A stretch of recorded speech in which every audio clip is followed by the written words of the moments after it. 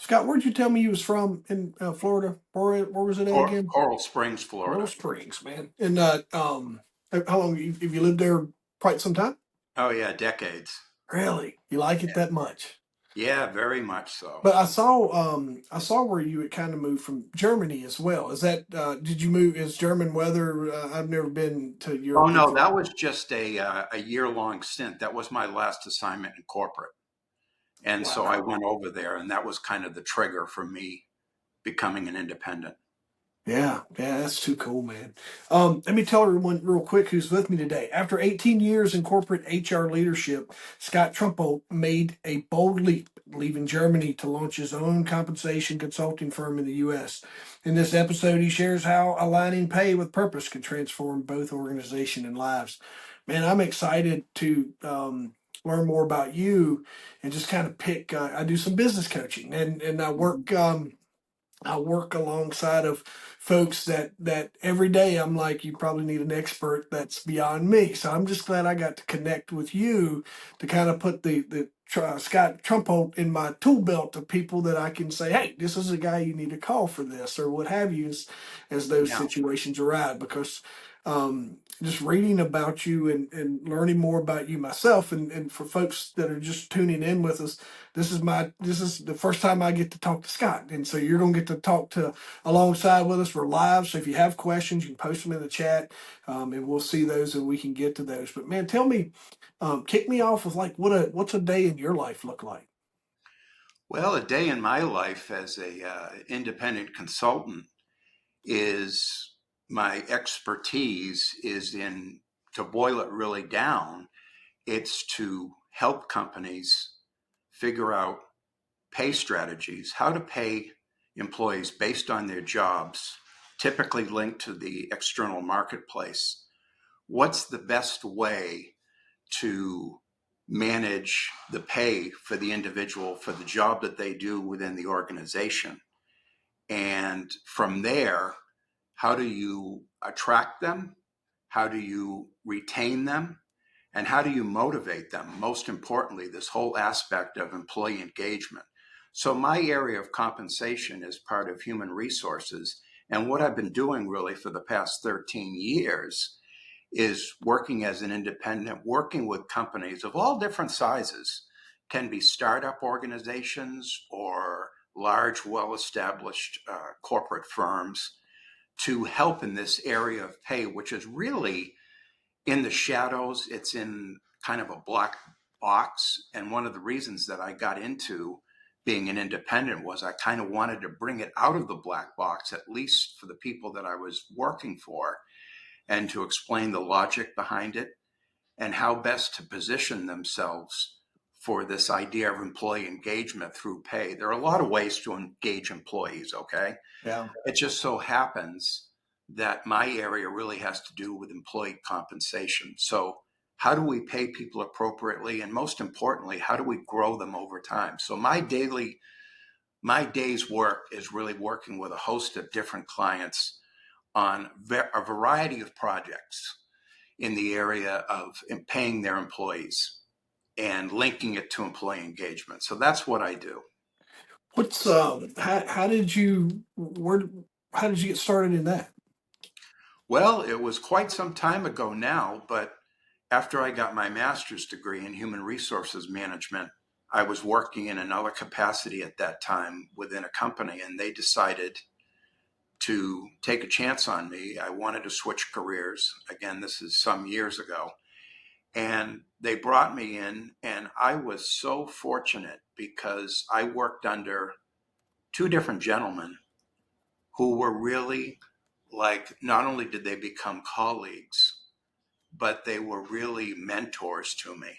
And they tried me out in different aspects of human resources, different areas, like whether it was recruiting or being a generalist or in the benefits area. But they saw I had an aptitude and an interest in the area of compensation. And so they just brought me along, and I did that for about 4 years. And then at that time, I decided to move on and to continue in that vein in compensation. And for about 18 years in total, I then worked in the corporate environment doing segments of what I do now. I say segments because in the corporate world, I wasn't involved in the whole picture. I was involved in bits and pieces of the picture. But when I got out on my own, it was time to take all those different pieces and pull them together to create total solutions for my clients, because my clients are just dealing with me. So I have to have all that experience and background in different parts of the employee compensation equation, and then bring it together into a singular solution. So it's like one of those, if when someone, obviously when someone's trying to figure out the pay, but how does it get to that level? If someone's starting a company, Scott, and they're like, we need to hire a marketer or we need to hire an engineer. Is that kind of what we're talking? And you just kind of come alongside and look at the scope of the job, or how does that kind of evolve for you? Yeah, well, the first thing you need to do as a consultant is really be a good listener and to be a good researcher and to find out as much as you can from the people. Like you say, if they're starting out, they're new to the organization, they're new to building up this organization. That's like a whole different animal as opposed to an established corporation. So you really need to start by asking a lot of questions before you even get to the point of looking at how much this job pays in the marketplace, because there are so many different aspects. So I might say to them, okay, you're new, new company. Who do you want to compare yourselves against? What do you think is going to be your compensation philosophy? Do you want to pay right at what the market's paying, or do you want to attract top talent and you want to attract people quickly? Do you want to pay more than market? Do you want to pay less on base pay, but you want to pay more on variable pay? You really want to be a pay for results organization. So the bottom line is that I'm asking a lot of questions to get an idea. Again, you kind of posed it as a startup, a small company just getting started. Where do they want to be? Where are they now? And where do they want to be 5, 10 years from now? They may not have it all figured out, but I can get enough information from them so that when I go out and I market price that job, then I've got some ammunition to, I've asked the right questions and I can find out what are the comparable market benchmarks out there that I want to compare this job against. So as you said, an engineer, I'm going to find out, okay, are you looking to hire an entry level engineer? Or are you looking to hire a senior engineer? Are you looking to hire an expert? All of these different things. And as I said, do you want to compare yourself just to what engineers are making in a small company? Do you want to only look at a certain industry, maybe the same industry as you're in or want to be in? Do you want to just look at startups? All of these questions have to be asked so that I can make the most precise judgment on what they should be paying competitively for this job within their organization, within their work culture.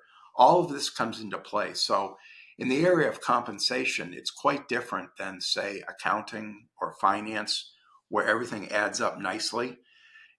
You're dealing with human beings, you're dealing with their livelihoods, and you've got to consider all these different factors. And you've also got to consider, when you hire the right candidate, what their background is and where they're going to fit today, but also where they're going to fit down the road. Are you going to be able to grow? Does this job have potential, or are you bringing in someone that's really well qualified for that exact job, but may not have, they might already be reaching the ceiling? So do you want to grow people internally, or do you just want the top experts to come in? So all these different factors come into play.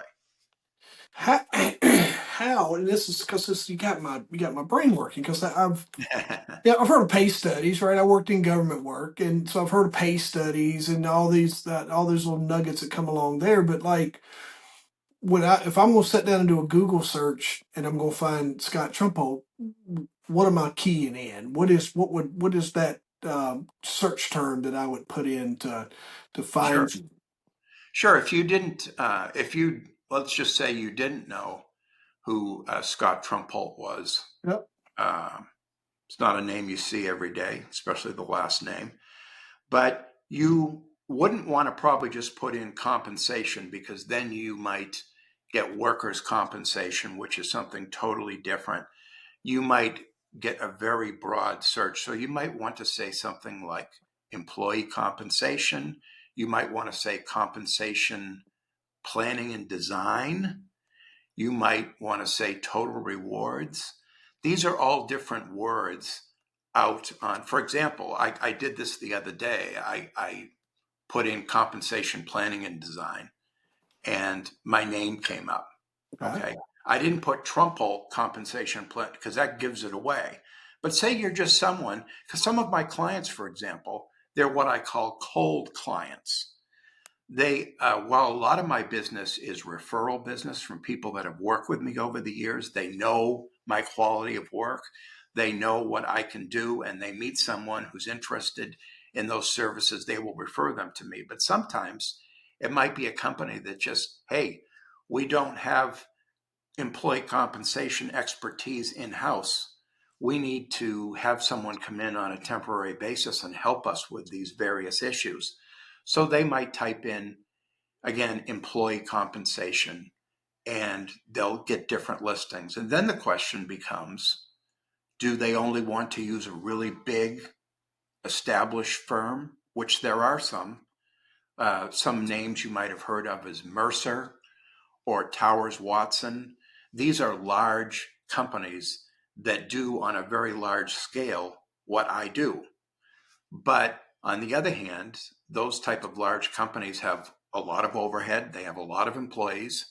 So this individual may be looking for someone that's an independent that has the same skill set, but doesn't have as much overhead. They want to have a personalized and, most importantly, customized experience. So this all comes into play in terms of, first, they're looking for someone in compensation. Then they have to make a choice about, do they want to work with a large firm or an independent? And everybody has a different take on it. So with cold clients, that's the way they would typically reach me. And then when they type in those words like compensation or total rewards and they see my website, then they might go out to the website and see if this is going to be, at least on the surface, a fit for them. Yeah. That's really cool, man. Like I said, this is the first time I've ever met someone who does what you do. So I think it's even a cooler, cool. Even those companies you mentioned, I can't say that I've ever worked around Yeah. them. Like I said, in government work we would do these, but then you shed a lot of light on. You always kind of, because I've never really thought about like how do we value what we do, and how do we who puts a price on that, or how do we come up with that. So it's really interesting to me to like, all right, I'm talking to the guy that helps kind of craft that plan. Well, Jeff, the thing is this is not surprising to me at all, because as I mentioned at the very beginning, compensation is very personal and Yeah. it's kept in the shadows, not not really meant to be secretive, but the idea is it's not something that uh, employees. Now the thing is it's changing, because now we have certain states in the United States that are passing laws, which we could have a whole conversation on. We don't have time for that now, but about pay transparency, where employers have to list the pay ranges for the jobs out there, for all the jobs in their organization. Not names, of course, of individuals in those jobs, but what jobs pay and the ranges for those jobs. So my job is changing a little bit more with these laws, because with pay transparency laws, this invites more questions. But historically, the fact that you haven't met someone previously who does what I do. There are many of us. But the reason that I got into doing my own thing, being an independent consultant, is it very much was a niche. I had this experience, and I knew that companies out there, regardless of the type of company they are or the size of the company, they need support in those areas. So that's trying to make myself more visible and to make myself transparent, while the industry is becoming more transparent as well.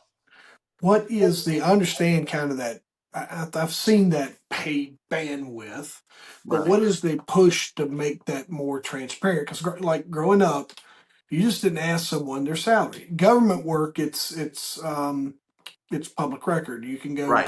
You can go and Right. see that. But in the private sector, it's pretty much it was a no. Like you just didn't ask people what they made. It was kept secret. All those things. What is generating, or what's kind of the push behind the transparency with private salaries? The move, as best I can tell, which has slowly been taking steam over the past decade, is the newer generations coming up. They want to have more transparency, not only to the pay range of their current job, but also for other jobs in the organization. But here's the key thing that's going on, Jeff. When I say they're sharing ranges, it's kind of a dead end because all they're doing is they're saying, okay, this job in our organization pays from the minimum here of 80,000 and the maximum is 140,000. Okay. But it's a dead end in the sense that it's just a couple of numbers on a range, and someone, based upon their qualifications and their experience, could be paid differently within that range based on a number of factors. So I think what's really going on when I say the newer generations coming up is not so much they want to know what individuals are making, specific individuals in job. It's more linked to career development. And Uh, that's how I'm looking at it. I'm looking at it is they see posting of ranges as a starting point to learn more. Okay, I found out what the range of this job is, and they're telling me I'm going to be making $85,000 a year.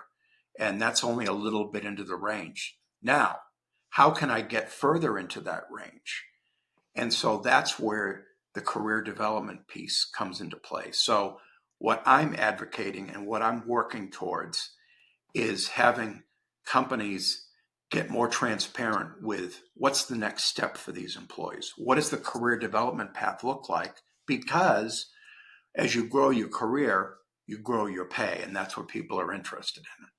That's a really I'm glad you explained that because I was a little standoffish thinking about it until you put it that way because here's a way it gets summed up a lot of times in the small business and private world is you're paid based on the problems you solve or you're Mhm. compensated based on the problem you solve. And the way you just phrased that and framed that to me helps me find clarity within that conversation of you get paid for the problems you solve. This is what your Mhm. development's got to look like as you go through this scale. And right now you're solving this set, but we're going to develop you so you can be able to take on these roles as well.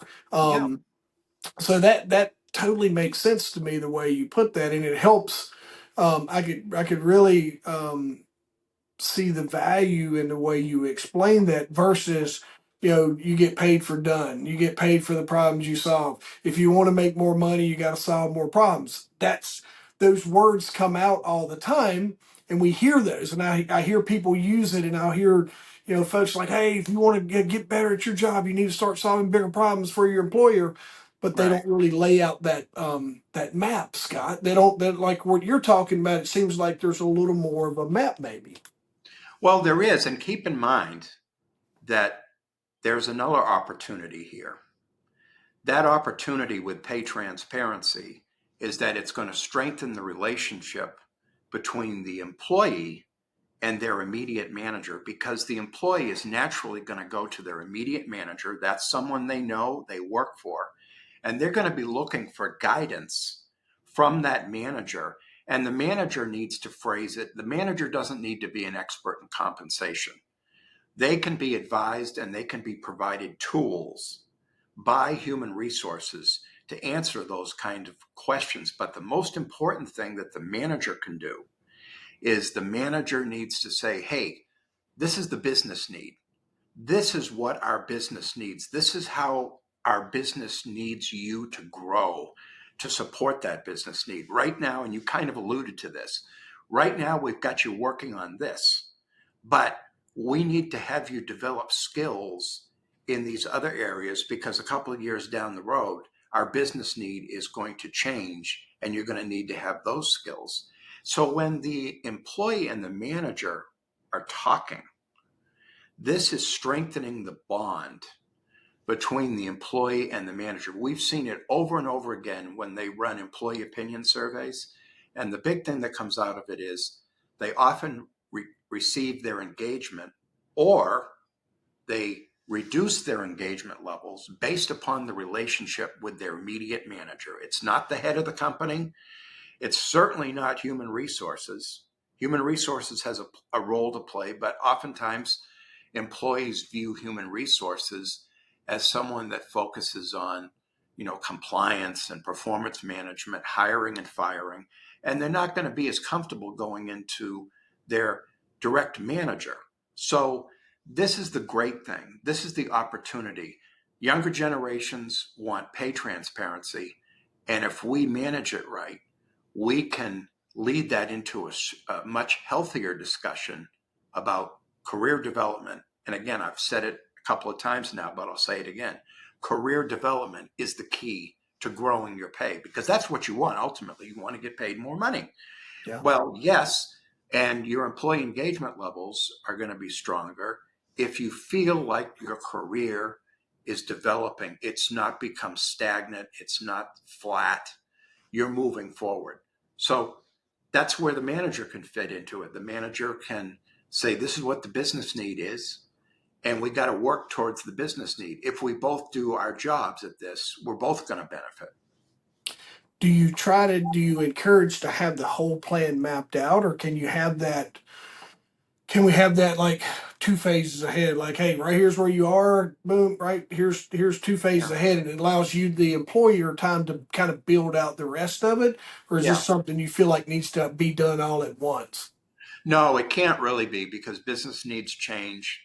What you can do is, when someone gets paid in an organization, we don't just say they're an accountant, for example, for the company. We say to them, you are classified as an intermediate level accountant.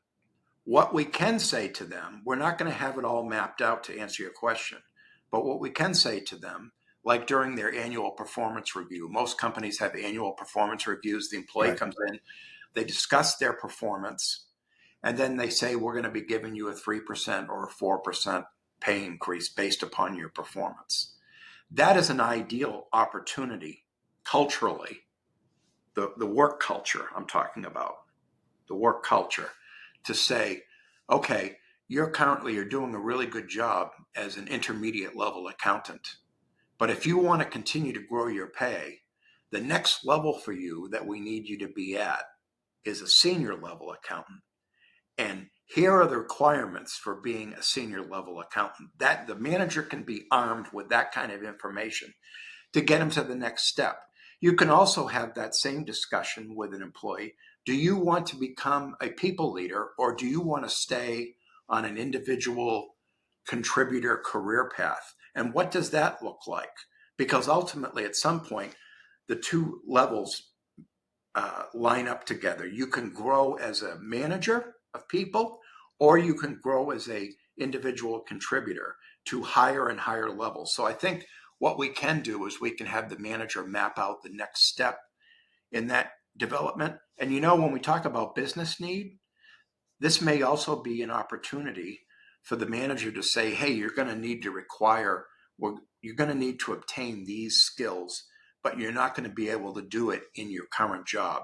We're going to need to have you move laterally over to this department to gain these skills. So that can be part of the equation too. But it all comes back to the idea of growing the employee so we can grow their pay. You said, that's kind of the way it happens in the government sector. Is you may be moved around from here to here to kind of grow your expertise and just kind of get more tools in your tool belt. What I was going to ask, I got two things kind of come to mind. I'm curious. The first one was, we talk about compensation. We talk a lot about money. But do Right. you help? Does it always? I was kind of coaching a business owner the other day, and they were they're strapped for cash, right? Just kind of getting everything retooled, and they had Mhm. growth, and they have all they're headed in the right direction. They're like, we want to make sure that we're taking care of our team, and they were talking about raises, this and another. I'm like, well, where are they going to come from?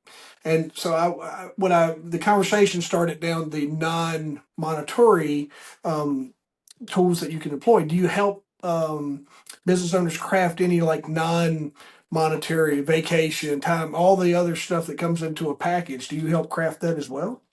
I have in the past, particularly in the area of employee recognition.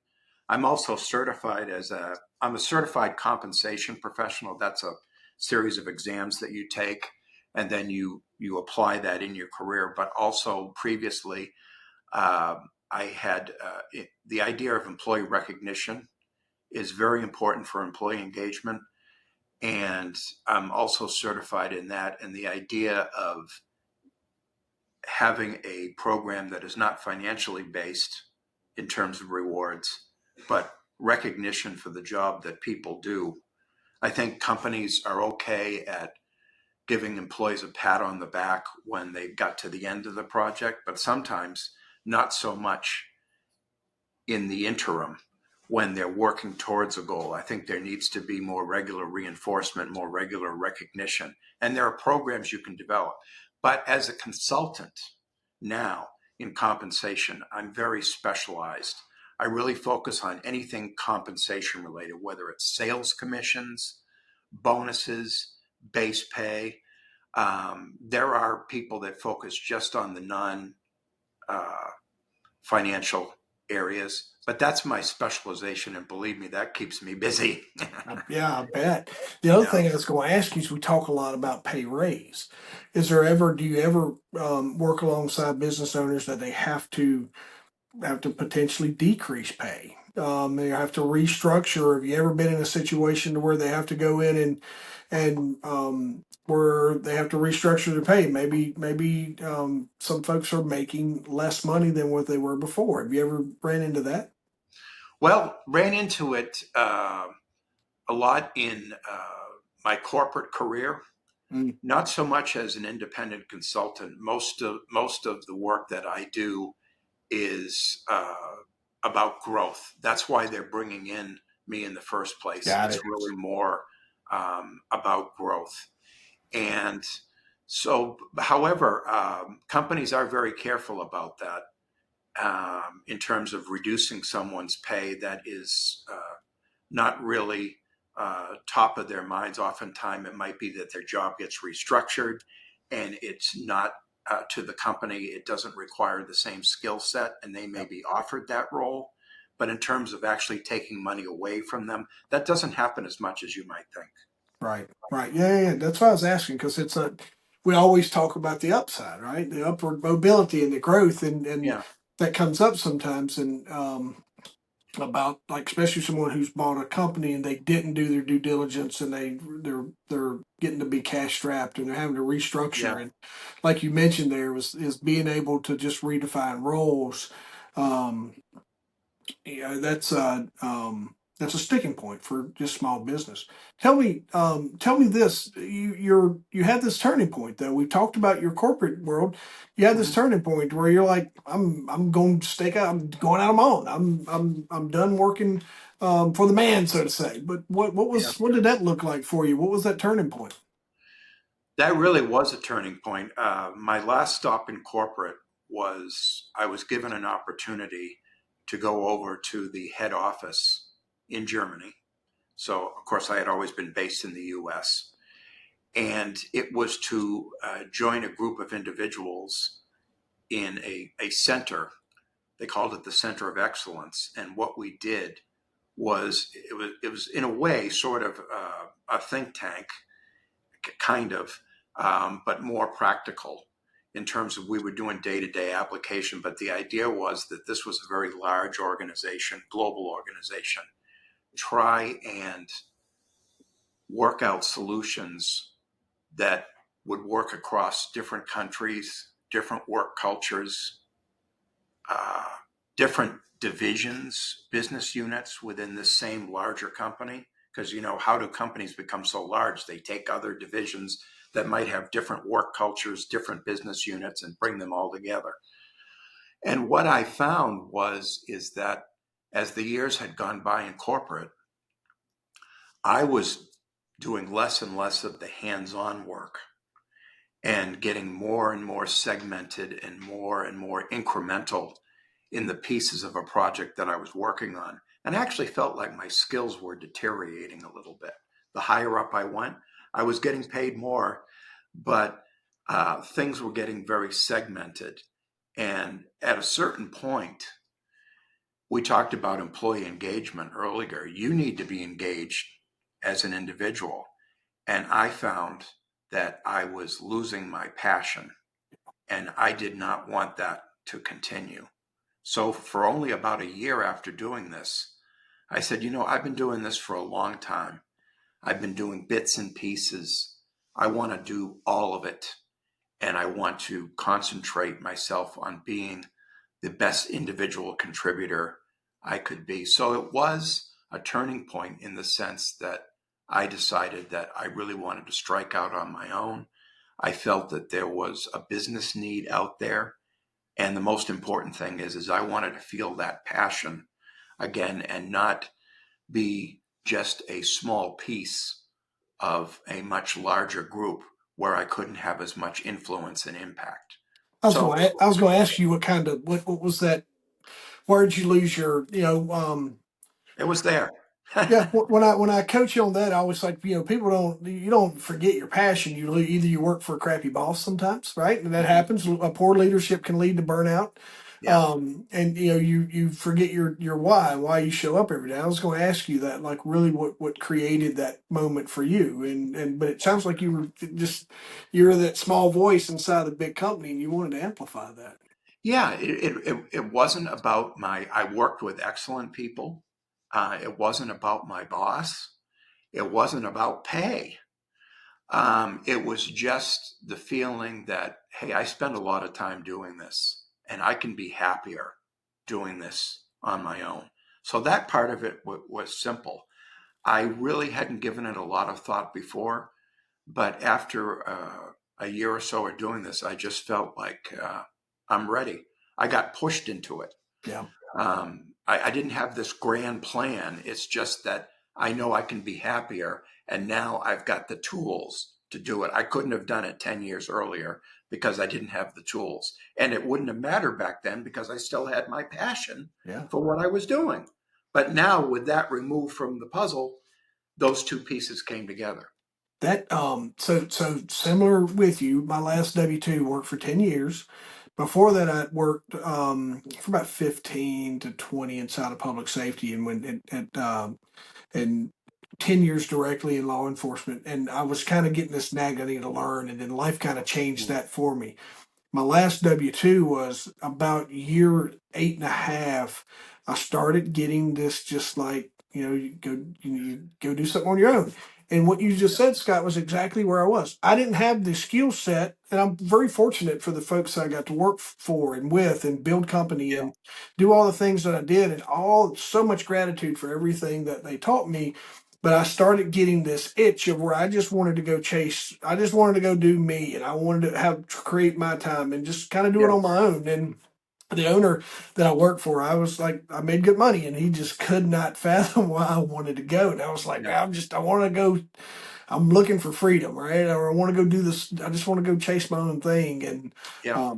dude, I totally understand what you're saying. And I wanted to pause there for a second because, not all second chances, folks, comes from, you're on a second chance podcast, but we focus on business as well. And not all of our second chances is by way of some trauma or whatever. It's about this guy who's worked in corporate world. He wants to go and chase his own dream and make his own money and carry his own Yeah. water.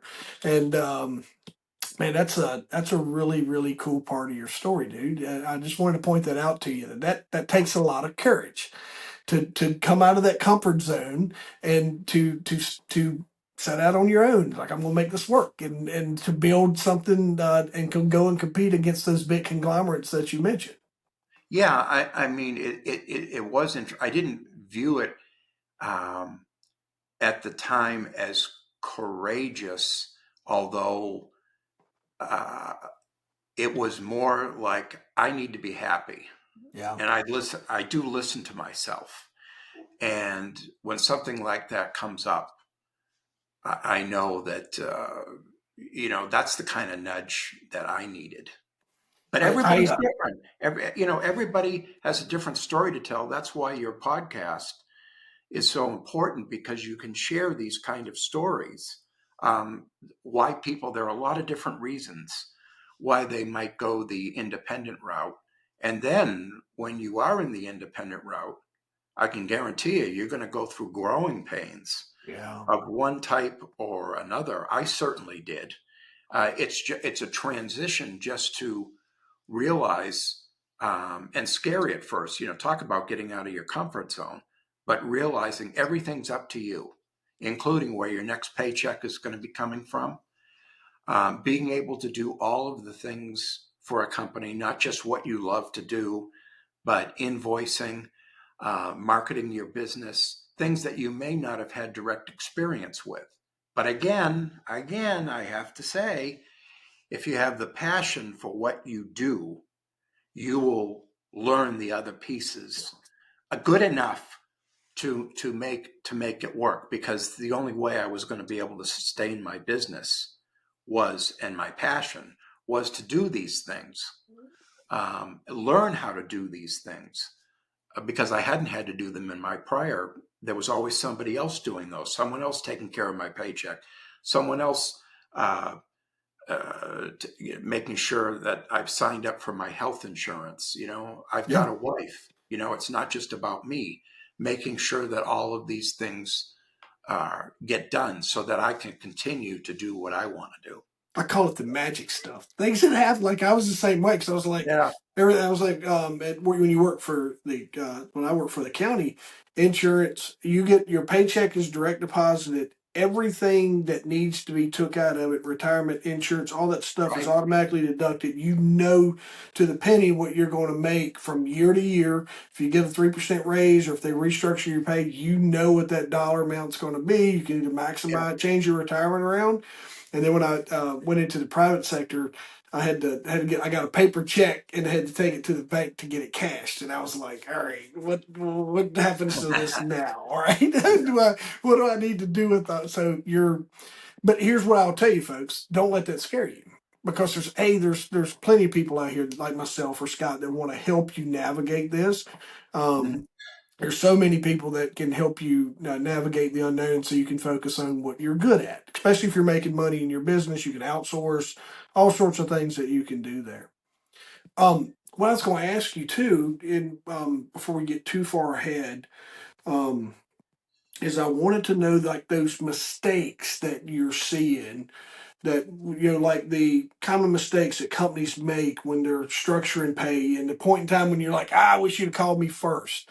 Is there some common things that you see, Scott, that you're able to really that you can tell folks like, hey, these are some common things I'm seeing. This is what you should probably be in touch with me type thing. Yeah, one of the big ones that I see for larger companies is they're not always paying for what the job is valued at. They're Mm, paying the individual. And what I mean by that is time and time again, I'll see an organization say, I've got an opening here for a manager, and you're saying it pays $95,000 a year, but I don't think your range is right. I don't think the market value is correct, because I've got all these different candidates coming in and I can't hire any of them. It's for this money. It's not enough money. And then you start to take a look at the resumes of the individuals, and what you find happening is that these people have been directors, senior directors. They're at higher levels, and now for whatever reason, maybe they just need a job, but they are going after a job that's a manager level. And so they're overpaying, or they're looking at candidates that may be overqualified for the actual job that is being advertised for. There have been times when someone might come and say to me, I've lost 3 employees in the past year and a half. They've been here, and I start asking questions like, how long have they been with you? Oh, they've been with us for 4 years. Good performers? Oh, yeah, really good performers. And they're making what? They're making in the low 80s. And then I ask them what they're leaving for, and they say about $90,000. And I said, guess what? That's the midpoint of our range. That's what they're supposed to be getting paid. But for whatever reason, their pay has not grown with the range. So our ranges are dead on perfect. We're just not paying them based on the fact that they're a great performer and they've been with the company for several years. So it's a flight risk that wasn't addressed proactively. And again, that's where compensation can help. A lot of companies also, especially in the startup mode, they will make a lot of decisions on a lot of different employees, hiring new employees that make sense for the individual job hire. But then when they look at them 6 months later in aggregate, they haven't thought about it in terms of the full structure and the process.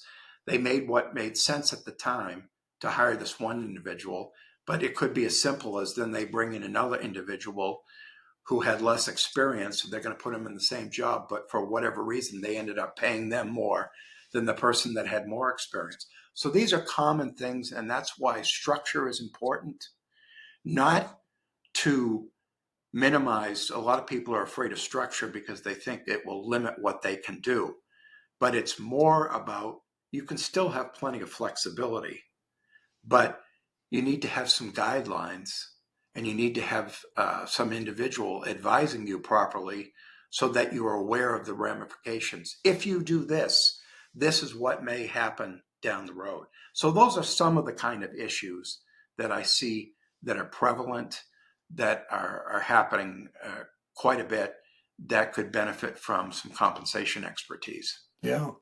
Tell us, as we're wrapping up here, tell us who your ideal client is. And we touched on it, but let's dial that in for our closing, and then make sure I dropped it in the comments for everyone, your website and your LinkedIn, so folks can connect with you. If you look in the chat, folks, or if you look in the comments on whatever platform you're watching this on, you're going to see Scott's links in there, so we can get in touch with him. But you tell us, Scott, how would that ideal client and how we can get in touch with you.